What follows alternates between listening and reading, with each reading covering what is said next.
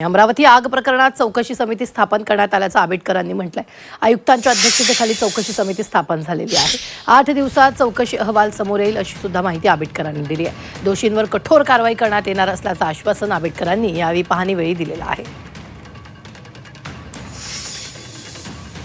सगळ्या गोष्टीची शहानिशा करण्यासाठी आपण एक कमिटी आयुक्तांच्या अध्यक्षतेखाली नेमतोय।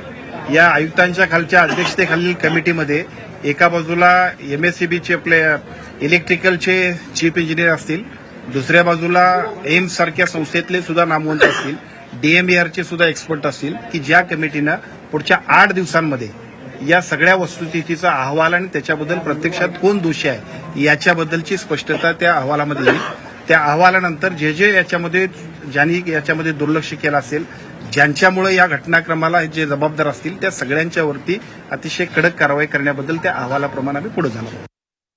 मधल्या टप्प्यात ज्या पद्धतीची भंडाऱ्याची घटना घडली, त्याच्याही पूर्वी काही खासगी हॉस्पिटलमध्ये घटना घडल्या, त्यानंतर ऑडिट आपल्याला फायर ऑडिट बद्दलचे आपले रूल्स क्लिअर आहेत। केवळ आपल्याकडे नाही तर प्रायव्हेटमधल्या हॉस्पिटलमध्ये सुद्धा याबद्दलची स्पष्टता घेतल्याशिवाय आम्ही सगळ्या त्या हॉस्पिटलला परमिशन देत नाही। त्याच्याबद्दलचे सर्टिफाय करायला पाहिजे होतं, त्याच्यामध्ये उशीर झाला असेल तर या सगळ्या गोष्टींची सुद्धा या कमिटीच्या माध्यमातून चौकशी होईल। त्या चौकशीमध्ये जे यंत्रणांमधले लोक सुद्धा जर काय याच्यामध्ये डिले केला असेल, जाणीवपूर्वक दुर्लक्ष केलं असेल तर या सगळ्या गोष्टी सुद्धा त्या अहवालात येतील आणि त्याप्रमाणे